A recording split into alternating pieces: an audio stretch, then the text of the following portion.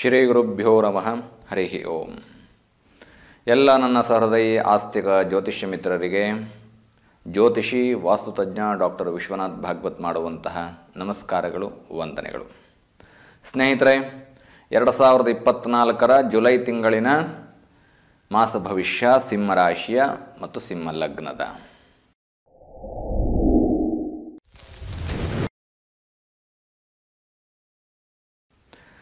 ಸಿಂಹರಾಶಿಯ ಅಧಿಪತಿಯಾಗಿರತಕ್ಕಂಥವನು ಸೂರ್ಯ ಪರಮಾತ್ಮ.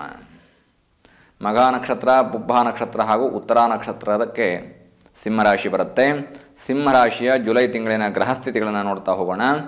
ಕೇತು ದ್ವಿತೀಯದಲ್ಲಿ, ಶನಿ ಸಪ್ತಮದಲ್ಲಿ, ರಾಹು ಅಷ್ಟಮದಲ್ಲಿ, ಕುಜ ಗುರು ದಶಮದಲ್ಲಿ ಹಾಗೂ ಸೂರ್ಯ ಬುಧ ಶುಕ್ರರು 12ರಲ್ಲಿ. ಈ ಗ್ರಹಸ್ಥಿತಿಗಳ ಆಧಾರವನ್ನು ನೋಡಿದಂತಹ ಸಂದರ್ಭದಲ್ಲಿ ನೋಡಿ, ಸಿಂಹರಾಶಿಯವರಿಗೆ ಕೇತುಂ ಕುಲಸ್ಯ ಉನ್ನತಿಂ, ಮನೆಯ ಅಭಿವೃದ್ಧಿಯನ್ನು ಮಾಡ್ತಕ್ಕಂತಹ, ನಿಮ್ಮ ವಂಶಾಭಿವೃದ್ಧಿಯನ್ನು ಮಾಡ್ತಕ್ಕಂತಹ ಹಾಗೂ ನಿಮ್ಮ ಏಳಿಗೆಯನ್ನು ಕೊಡ್ತಕ್ಕಂತಹ ಕೇತು ಧನಸ್ಥಾನದಲ್ಲಿರ್ತಕ್ಕಂಥದ್ರಿಂದ ಕೇತುವಿಗೆ ಗೋಚಾರದಲ್ಲಿ ಶುಭ ಸ್ಥಾನ ಅಂತಂದುಕೊಂಡ್ರೆ ಅದು 3, 6, 11ನೇ ಮನೆ. ದ್ವಿತೀಯದಲ್ಲಿರ್ತಕ್ಕಂತಹ ಕೇತು ಧನಸ್ಥಾನದಲ್ಲಿದ್ದಾಗ ಯಾವ ರೀತಿಯಾದಂತಹ ಫಲವನ್ನು ಕೊಡ್ತಾನೆ ಅನ್ನುವಂಥದ್ದು. ಅಂದರೆ ಸಿಂಹರಾಶಿಗೆ ಕೇತು ದ್ವಿತೀಯದಲ್ಲಿದ್ದಾಗ, ಅಂದರೆ ಕನ್ಯಾ ರಾಶಿಯಲ್ಲಿದ್ದಾಗ, ಕನ್ಯಾ ರಾಶಿ ಅಧಿಪತಿಯಾಗಿರ್ತಕ್ಕಂತಹ ಬುಧನ ಸ್ಥಾನವನ್ನು ಕೂಡ ನಾವು ನೋಡಬೇಕಾಗತ್ತೆ. ಬುಧ ಕೂಡ ವ್ಯಯದಲ್ಲಿದ್ದಾನೆ.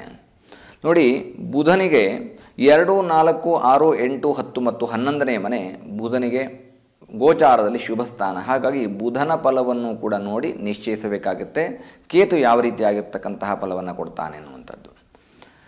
ಉಚ್ಚ ಸ್ಥಾನಗಳು ಮತ್ತು ನೀಚ ಸ್ಥಾನಗಳು, ಕೇಂದ್ರದ ಸ್ಥಾನಗಳನ್ನು ಗಮನದಲ್ಲಿಟ್ಟುಕೊಂಡಂತಹ ಸಂದರ್ಭದಲ್ಲಿ ಕೇತು ಸಿಂಹರಾಶಿಯವರಿಗೆ ಧನವ್ಯಯವನ್ನು ಮಾಡ್ತಕ್ಕಂತಹ ಸಾಧ್ಯತೆಗಳು ಹೆಚ್ಚು. ಅಂದುಕೊಂಡಂತಹ ಹಣ ಸಕಾಲಕ್ಕೆ ಬರೋದಿಲ್ಲ. ಹಣಕಾಸಿನ ವಿಷಯದಲ್ಲಿ ಅಥವಾ ವಿಚಾರದಲ್ಲಿ ಪರಸ್ಪರ ಭಿನ್ನಾಭಿಪ್ರಾಯಗಳು ಉಂಟಾಗ್ತಕ್ಕಂಥದ್ದು. ಅಂದರೆ ಪಾರ್ಟ್ನರ್ಸ್ ಜೊತೆಗಿರ್ಬೋದು, ವ್ಯವಹಾರಸ್ಥರ ಜೊತೆಗಿರ್ಬೋದು, ಕೊಂಡುಕೊಳ್ಳುವಿಕೆಯಲ್ಲಿರ್ಬೋದು, ಇದೆಲ್ಲದಲ್ಲೂ ಕೂಡ ಸ್ವಲ್ಪ ಮಟ್ಟಿನ ಭಿನ್ನಾಭಿಪ್ರಾಯಗಳನ್ನು ಎದುರಿಸಬೇಕಾದಂತಹ ಪರಿಸ್ಥಿತಿ ಸಿಂಹರಾಶಿಯವರಿಗೆ ಬರುತ್ತೆ. ಇನ್ನು ಶನಿ ಸಪ್ತಮದಲ್ಲಿದ್ದಾನೆ. ನೋಡಿ, ಶನಿಯ ಸ್ಥಾನವನ್ನು ನೋಡಿದಂತಹ ಸಂದರ್ಭದಲ್ಲಿ ಶನಿ ಅಂದರೆ ಕುಂಭರಾಶಿಯಲ್ಲಿದ್ದಾನೆ. ಕನ್ಯಾ ರಾಶಿಯಿಂದ ಸಪ್ತಮ ಸ್ಥಾನ ಅಂದರೆ ಕುಂಭರಾಶಿಯಲ್ಲಿ ಸ್ವಸ್ಥಾನದಲ್ಲಿದ್ದರೂ ಕೂಡ ಶನಿ ಪರಮಾತ್ಮ ಇಲ್ಲಿ ಸಿಂಹರಾಶಿಗೆ ಸಪ್ತಮದಲ್ಲಿರ್ತಕ್ಕಂತಹ ಶನಿ ಉದ್ಯೋಗದಲ್ಲಿ, ಅಂದರೆ ಕರ್ಮಕಾರಕನಾಗಿರ್ತಕ್ಕಂತಹ ಶನಿ ಪರಮಾತ್ಮ ಉದ್ಯೋಗದಲ್ಲಿ ಸ್ವಲ್ಪ ವಿರಸಗಳನ್ನು, ಅಂದರೆ ಏರುಪೇರುಗಳನ್ನ ಉಂಟು ಮಾಡ್ತಾ ಹೋಗ್ತಾನೆ. ಒಂದು ಉದಾಹರಣೆಗೆ, ಸಹೋದ್ಯೋಗಿಗಳಿಂದ ಕಿರುಕುಳ, ಅಥವಾ ದಿನ ಏನೊಂದು ವರ್ಕ್ ಟೆನ್ಷನ್, ಓವರ್ಲೋಡ್ ಆಗುತ್ತೆ. ಈ ಸಮಯಕ್ಕೆ ಮುಗಿಬೇಕಾಗಿರ್ತಕ್ಕಂತಹ ಕೆಲಸ ಮುಗಿಯೋದಿಲ್ಲ. ನಿಮ್ಮ ಕಮಿಟ್ಮೆಂಟ್ಗಳೆಲ್ಲವೂ ಕೂಡ ಹಿಂದೆ ಮುಂದೆ ವ್ಯತ್ಯಾಸವಾಗ್ತಾ ಹೋಗುತ್ತೆ. ಉದ್ಯೋಗ ಕ್ಷೇತ್ರದಲ್ಲಿ ಒಂದು ಸ್ಯಾಟಿಸ್ಫೈಡ್ ಲೈಫ್ ನಿಮಗೆ ಸಿಗೋದಿಲ್ಲ ಈ ಜುಲೈ ತಿಂಗಳು ಅನ್ನುವಂಥದ್ದನ್ನು ಗಮನದಲ್ಲಿಟ್ಕೋಬೇಕು. ಇನ್ನು ರಾಹು ಅಷ್ಟಮದಲ್ಲಿರ್ತಕ್ಕಂಥ ರಾಹು ಅನಾರೋಗ್ಯವನ್ನು ಕೊಡ್ತಾ ಹೋಗ್ತಾನೆ. ಮಾನಸಿಕವಾಗಿ ಚಿಂತನೆಗಳನ್ನು ಉಂಟು ಮಾಡ್ತಾ ಹೋಗ್ತಾನೆ. 8ನೇ ಮನೆಯಲ್ಲಿರ್ತಕ್ಕಂಥ ರಾಹು ಅನವಶ್ಯಕ ಚಿಂತನೆಗಳು, ಬೇಡಾಗಿತ್ತು ಆ ಚಿಂತನೆಗಳನ್ನ ಕೊಡ್ತಾ ಹೋಗ್ತಾನೆ. ಕೋಪಗಳನ್ನು ಕೊಡ್ತಾ ಹೋಗ್ತಾನೆ. ಅನವಶ್ಯಕ ಕೋಪ ಬರುತ್ತೆ. ಕೇಳಿಸಿಕೊಳ್ತಕ್ಕಂತಹ ತಾಳ್ಮೆಗಳಿರೋದಿಲ್ಲ. ಏನೋ ಒಂದು ಉದ್ವೇಗಕ್ಕೆ ಒಳಗಾಗ್ತಾ ಹೋಗುವಂತಹ ಸಾಧ್ಯತೆಗಳು. ಹಾಗಾದರೆ ಒಳ್ಳೆಯದೇ ಇಲ್ವಾ? ಖಂಡಿತ ಸಿಂಹರಾಶಿಯವ್ರಿಗೆ ಒಳ್ಳೆಯದಿದೆ. ನೋಡಿ, ನಾನು ಸರ್ವೇ ಸಾಮಾನ್ಯ ಪ್ರಾರಂಭದಲ್ಲಿ ಏನೇನು ಕೆಟ್ಟದ್ದಿದೆ ಅಂತ ಹೇಳ್ಕೊಂಡ್ಬಿಡ್ತೇನೆ. ನಂತರದಲ್ಲಿ ಒಳ್ಳೆಯದು ಯಾವುದರಿಂದ ಒಳ್ಳೆಯದಾಗತ್ತೆ ಮತ್ತು ಹೇಗೆ ಒಳ್ಳೆಯದನ್ನು ಮಾಡ್ಕೋಬೇಕು ಅನ್ನುವಂಥದ್ದನ್ನು ಪ್ರತಿ ಬಾರಿಯೂ ತಿಳಿಸ್ತೇನೆ. ಪ್ರಾರಂಭದಲ್ಲಿ ಮಾತ್ರ ನೋಡಿರ್ತಕ್ಕಂತಹ, ಅಂದರೆ ಕೇಳಿರ್ತಕ್ಕಂತಹ ವಿಡಿಯೋಗಳನ್ನು ನೋಡಿ ಡಿಸೈಡ್ ಮಾಡಿಬಿಡ್ತಾರೆ, ಯಾವಾಗಲೂ ಇವರು ಕೆಟ್ಟದ್ದೇ ಹೇಳ್ತಾರೆ, ನಮ್ಗೆ ಒಳ್ಳೆಯದನ್ನೇ ಹೇಳೋದಿಲ್ಲ. ಒಂದಷ್ಟು ಕಮೆಂಟ್ಗಳನ್ನು ಓದಿದ್ದೆ ನಾನು ಸಮಯ ಮಾಡಿಕೊಂಡು. ಇಲ್ಲಿ ಯಾರ ಬಗ್ಗೆಯೂ ವೈಯಕ್ತಿಕವಾದಂತಹ ದ್ವೇಷಗಳಿಲ್ಲ. ಜನ್ಮಜಾತಕದಲ್ಲಿರ್ತಕ್ಕಂತಹ ಸಮಸ್ಯೆಗಳನ್ನು ಸರಿಯಾಗಿ ಅಧ್ಯಯನ ಮಾಡಿ ನಿಮಗೆ ಉತ್ತರವನ್ನು ಹೇಳಿದಂಥ ಸಂದರ್ಭದಲ್ಲಿ ನಿಮಗೆ ಅಲ್ಲಿ ಕೆಟ್ಟದ್ದು ಅಂತ ಕಾಣಿಸ್ಬೋದು. ಜಾತಕ ಏನಿದೆಯೋ ಅದನ್ನು ಹೇಳಬೇಕಾಗತ್ತೆ. ಒಂದು ಉದಾಹರಣೆಗೆ, ಜಾತಕದಲ್ಲೇ ಕೆಟ್ಟದ್ದಿದ್ರೂ ಕೂಡ ನಾನು ಒಳ್ಳೆಯದಾಗತ್ತೆ ಅಂತ ಹೇಳಿದ್ರೆ ನೀವೇನು ಹೇಳ್ತೀರಿ? ಇವರೆಲ್ಲ ಸುಳ್ಳೆ ಹೇಳಿದರು, ಒಳ್ಳೆಯದಾಗತ್ತೆ ಅಂತ ಹೇಳಿದ್ರು, ಏನೂ ನನಗೆ ಒಳ್ಳೆಯದಾಗಲಿಲ್ಲ ಅಂತ ಹೇಳ್ತೀರಿ. ಕೆಟ್ಟದ್ದಾಗತ್ತೆ ಅಂತ ಹೇಳಿದಂತಹ ಸಂದರ್ಭದಲ್ಲಿ ಅಷ್ಟು ಮಾತ್ರ ಕೇಳಿಸ್ಕೊಂಡಿರ್ತೀರಿ ನೀವು, ಕೆಟ್ಟದ್ದಾಗತ್ತೆ ಅಂತೇಳಿ. ಇವರು ಜ್ಯೋತಿಷ್ಯವನ್ನೇ ಕೇಳಬಾರ್ದು ಅಂತೆಲ್ಲನೂ ಹೇಳಿದ್ದೀರಿ ಯಾರೋ ಒಬ್ಬರು. ನೋಡಿ, ಅದು ಹಾಗಲ್ಲ. ನಾನು ಪ್ರತಿಯೊಬ್ಬರ ತೀರ್ಮಾನಗಳನ್ನು ಕೂಡ ನಾನು ಬಹಳ ಗೌರವಯುತವಾಗಿ ಕಾಣುತ್ತೇನೆ. ನೀವು ಏನೇ ಹೇಳಿ ನಾನು ಅದನ್ನು ಗೌರವದಿಂದ ಸ್ವೀಕಾರ ಮಾಡ್ತೇನೆ. ಕೆಟ್ಟದ್ದಾಗತ್ತೆ ಅಂತ ಹೇಳಿದಂತಹ ಸಂದರ್ಭ ಅಷ್ಟಕ್ಕೆ ಎಂಡ್ ಮಾಡಿದ್ರೆ ನೀವು ತಿಳ್ಕೊಂಡಿದ್ದಂಥದ್ದು ಸತ್ಯ. ಆದರೆ ನಾನು ಮುಂದುವರೆದು ಹೇಳಿರ್ತೇನೆ, ಕೆಟ್ಟದ್ದಾಗುವಂತಹ ಸಾಧ್ಯತೆಗಳಿದ್ದಾವೆ, ಮುಂದೆ ಪರಿಹಾರಗಳನ್ನು ಮಾಡ್ಕೋಬೇಕಾಗತ್ತೆ ಒಳ್ಳೆಯದಾಗೋದಕ್ಕೆ ಅನ್ನುವಂಥದ್ದನ್ನು ಕೂಡ ತಿಳಿಸಿರ್ತೇನೆ. ಅದನ್ನು ಕೇಳಿಸ್ಕೊಳ್ಳೋದಿಲ್ಲ. ಇದೇ ಆಗುವಂತಹ ತೊಂದರೆಗಳು. ಸಂಪೂರ್ಣವಾಗಿ ಮಾತನ್ನು ಕೇಳಿಸಿಕೊಳ್ತಕ್ಕಂತಹ ತಾಳ್ಮೆ ಪ್ರತಿಯೊಬ್ಬ ಮನುಷ್ಯನಿಗೂ ಕೂಡ ಬೇಕಾಗತ್ತೆ. ಈಗ ನೋಡಿ, ಸಿಂಹರಾಶಿಯವರಿಗೆ ಒಳ್ಳೆಯದಾಗುವಂತಹ ಕಾಲ ಯಾವುದು ಹಾಗಾದರೆ? ಕುಜ ಗುರು ದಶಮದಲ್ಲಿ, ಕರ್ಮಸ್ಥಾನದಲ್ಲಿ ಕುಜ ಮತ್ತು ಗುರು, ಅಂದರೆ ವ್ಯವಹಾರದ ದೃಷ್ಟಿಯಿಂದ ಯೋಚನೆಯನ್ನು ಮಾಡಿದಂತಹ ಸಂದರ್ಭದಲ್ಲಿ ಭೂಮಿ ಯೋಗ ಇದ್ದಾವೆ. ಭೂಮಿ ವ್ಯವಹಾರವನ್ನು ಮಾಡ್ತಕ್ಕಂಥವ್ರಿಗೆ ಸಿಂಹರಾಶಿಯವರು ಉತ್ತಮವಾದಂತಹ ಸ್ಥಾನಮಾನ, ವ್ಯಾಪಾರ ಅಭಿವೃದ್ಧಿ, ಭೂಮಿ ಸಂಬಂಧಿತವಾಗಿರ್ತಕ್ಕಂತಹ ಕೃಷಿ ಯಂತ್ರೋಪಕರಣಗಳು ಅಥವಾ ಕೃಷಿಗೆ ಸಂಬಂಧಪಟ್ಟಿರ್ತಕ್ಕಂತಹ ವ್ಯವಹಾರ, ಅಗ್ರಿಕಲ್ಚರಿಸ್ಟು, ಇದೇ ಈ ಭೂಮಿ ಸಂಬಂಧಿತವಾದಂತಹ ಎಲ್ಲ ವ್ಯವಹಾರಗಳನ್ನ ಮಾಡ್ತಕ್ಕಂಥವರಿಗೆ ಕರ್ಮಸ್ಥಾನದಲ್ಲಿರ್ತಕ್ಕಂತಹ ಕುಜ ಮತ್ತು ಗುರು ಉತ್ತಮವಾದಂತಹ ಅಭಿವೃದ್ಧಿಯನ್ನು ಕೊಡ್ತಾರೆ. ಮಾಡುವಂತಹ ಕೆಲಸಗಳಲ್ಲಿ ಸಕ್ಸಸ್ ಉಂಟಾಗತ್ತೆ, ಜಯ ಉಂಟಾಗತ್ತೆ. ಮತ್ತು ಗುರುವಿನ ಅನುಗ್ರಹದಿಂದ ಏನು ಅಂದ್ಕೊಳ್ತೀರೋ ಅದೆಲ್ಲ ಪ್ರಾರಂಭ ಶುರು ಆಗ್ತಾ ಹೋಗುತ್ತೆ. ಒಂದು ಉದಾಹರಣೆ, ಮನೆ ಕಟ್ಟಬೇಕು ಅಂತ ಅಂದ್ಕೊಂಡಿದ್ದೀರಿ, ಈಗ ಆಷಾಢ ಅಲ್ವ ಸ್ವಾಮಿ ಅಂತ ಕೇಳ್ಬೋದು.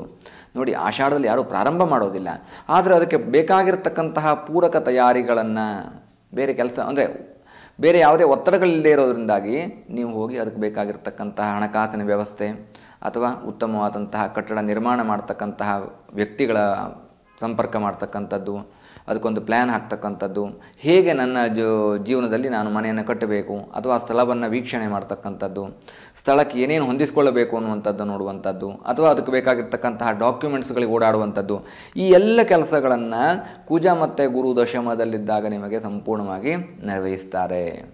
ಈ ಅನುಗ್ರಹ ಯೋಗ ಬರುತ್ತೆ.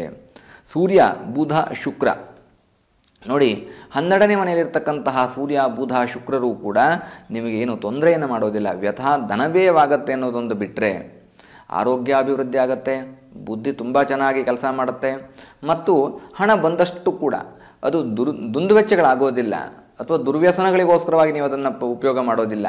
ಆದರೆ ಎಷ್ಟು ಹಣ ಬಂದರೂ ಕೂಡ ಕಮಿಟ್ಮೆಂಟ್ಸ್ ಇರುತ್ತೆ ಸಿಂಹರಾಶಿಯವರಿಗೆ. 1 ಕೋಟಿ ರೂಪಾಯಿ ಬಂದರೂ ಕೂಡ ವೆರಿ ನೆಕ್ಸ್ಟ್ ಡೇ ಅದು ಖಾಲಿ ಆಗೋಗುತ್ತೆ. ಯಾಕೆಂದರೆ ಅಷ್ಟೊಂದು ನೀವು ಅವಕಾಶಗಳನ್ನು ಹೊಂದಿರ್ತೀರಿ. ಖರ್ಚು ಮಾಡಲಿಕ್ಕೆ ಒಳ್ಳೊಳ್ಳೆ ಉತ್ತಮವಾದಂತಹ ಅವಕಾಶ ಇರುತ್ತೆ. ಮನೆಗೆ ಬಳಸಬೇಕು, ವಾಹನ ತಗೋಬೇಕು, ಯಾರಿಗೋಗು ಅಂದರೆ ಮನೆಯಲ್ಲಿ ಮಕ್ಕಳ ವಿದ್ಯಾಭ್ಯಾಸಕ್ಕೆ ಇಡಬೇಕು, ಹೀಗೆಲ್ಲ ಯೋಚನೆಯನ್ನು ಮಾಡಿರ್ತೀರಿ. ಇದು ಉತ್ತಮವಾದಂತಹ ಅವಕಾಶ, ಸದ್ವಿನಿಯೋಗವನ್ನು ಮಾಡಲಿಕ್ಕೆ. ಆ ಹಣ ನಿಮಗೆ ದುಂದುವೆಚ್ಚವಾಗೋದಿಲ್ಲ, ಸದ್ವಿನಿಯೋಗವಾಗುತ್ತೆ. ಹಾಗಾಗಿ ಶುಕ್ರ 12ರಲ್ಲಿದ್ದಾನೆ ಅಂತ ಯೋಚನೆ ಮಾಡೋದು ಬೇಡ. ಈ ಯುತಿ ಏನಿದೆ, ಸೂರ್ಯ ಬುಧ ಶುಕ್ರರ ಯುತಿ ಏನಿದೆ, ಕೆಟ್ಟ ಸಂದರ್ಭಗಳಲ್ಲಿ ಅಥವಾ ಕೆಟ್ಟ ವಿಷಯಕ್ಕೋಸ್ಕರ ಏನೋ ಒಂದು ದುಂದುವೆಚ್ಚ ಆಗೋಗುತ್ತೆ ಅಂತ ಅಂದ್ಕೊಂಡ್ರು ಕೂಡ ಸೂರ್ಯ ಮತ್ತು ಬುಧನ ಈ ಬುಧಾದಿತ್ಯ ಏನು ಯುತಿ ಇದೆ, ಈ ಯುತಿಯಿಂದಾಗಿ ಸುಜ್ಞಾನವನ್ನು ಕೊಡ್ತಾ ಹೋಗ್ತಾರೆ. ಇದೆಲ್ಲವೂ ಕೂಡ ಜ್ಯೋತಿಷ್ಶಾಸ್ತ್ರದಲ್ಲಿ ಸರಿಯಾಗಿ ಅಧ್ಯಯನ ಅನುಷ್ಠಾನ ಇದ್ದಾಗ ಮಾತ್ರವೇ ಸಾಧ್ಯ. ನೀವು ಪರಾಮರ್ಶೆಯನ್ನು ಮಾಡಿ ನೋಡಿ. ನಾನು ಒಂದು ವೇಳೆ ನಿಮ್ಗೆ ಒಳ್ಳೆಯದಾಗತ್ತೆ ಅಂತ ಹೇಳಿದಂಥ ಸಂದರ್ಭದಲ್ಲಿ ನೀವು ಕೆಟ್ಟದ್ದಾದರೆ ನನ್ನನ್ನು ಕೇಳಿ, ಗುರುಗಳೇ ನನಗೆ ನೀವು ಒಳ್ಳೆಯದಾಗತ್ತೆ ಅಂತ ಹೇಳಿದ್ರಿ, ಕೆಟ್ಟದ್ದು ಯಾಕಾಯಿತು? ಆಗ ಗ್ರಹಸ್ಥಿತಿಗಳನ್ನು ಪರಿಶೀಲನೆ ಮಾಡೋಣ.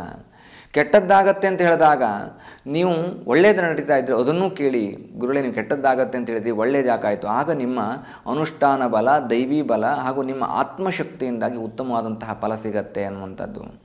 ಮುಂದೆ ಕೆಟ್ಟದ್ದಾಗುವಂಥ ಯೋಚನೆಗಳಿದ್ದರೆ, ಸೂಚನೆಗಳಿದ್ದರೆ ಅದನ್ನು ನಾವು ಮೊದಲೇ ಸರಿ ಮಾಡಿಕೊಳ್ತಕ್ಕಂಥದ್ದು ಜ್ಯೋತಿಷ್ಯ, ಮತ್ತು ಮಾಡೋದಕ್ಕೆ ಸೂಚನೆ ಮಾಡ್ತಕ್ಕಂಥದ್ದು ಕೂಡ ಜ್ಯೋತಿಷ್ಯ. ಹಾಗಾಗಿ ಅನುಷ್ಠಾನ ಬಲ ಇರಬೇಕು. ಹಾಗಾದರೆ ಸಿಂಹರಾಶಿಯವರು ಈ ಕಷ್ಟದಿಂದ ಹೊರಗಡೆ ಬರೋದಕ್ಕೆ, ಈ ಧನ ಸಂಪತ್ತು ಸಂಪೂರ್ಣವಾಗಿ ಪ್ರಾಪ್ತವಾಗೋದಕ್ಕೆ ಏನು ಪರಿಹಾರಗಳನ್ನು ಮಾಡ್ಕೋಬೇಕು? ಇದು ನೋಡಿ, ವಿಶೇಷವಾದಂತಹ ಸಂಪೂರ್ಣ ಅಷ್ಟಲಕ್ಷ್ಮಿ ಯಂತ್ರ.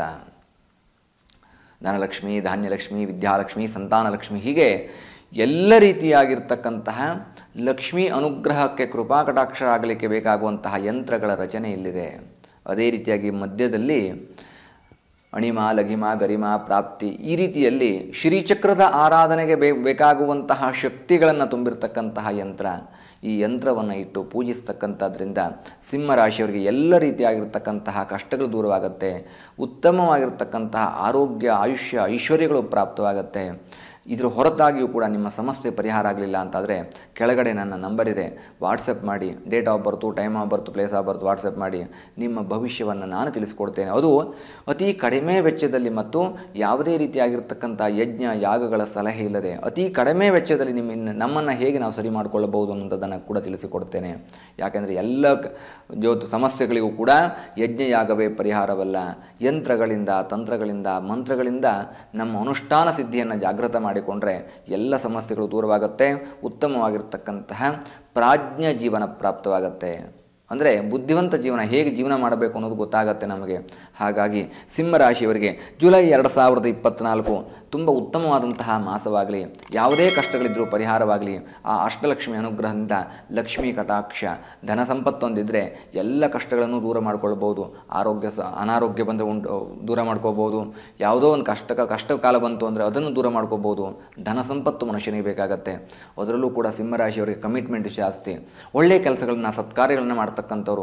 ಹಾಗಾಗಿ ಸಿಂಹರಾಶಿಯವರಿಗೆ ಆ ಧನಯೋಗ ಬಂತು ಅಂತಾದರೆ ಎಲ್ಲ ಸತ್ಕಾರ್ಯಗಳಲ್ಲಿ ತೊಡಗಿಸಿಕೊಂಡು ನಿಮ್ಮನ್ನು ನೀವು ಪುಣ್ಯ ಜಾಸ್ತಿ ಮಾಡಿಕೊಳ್ತಾ ಹೋಗ್ತೀರಿ. ಹಾಗಾಗಿ ಸಿಂಹರಾಶಿಯವರಿಗೆ ಶುಭವಾಗಲಿ ಎನ್ನುವಂತಹ ಪ್ರಾರ್ಥನೆಯನ್ನು ಮಾಡ್ತಾ ಜುಲೈ 2024 ಮಾಸ ಭವಿಷ್ಯವನ್ನು ಮುಗಿಸ್ತಾ ಇದ್ದೇನೆ. ಶುಭಂ ಭೂಯಾತ್. ಲೋಕಾಃ ಸಮಸ್ತಾ ಸುಖಿನೋ ಭವಂತು. ಸಮಸ್ತ ಸನ್ಮಂಗಲಾನಿ ಭವಂತು.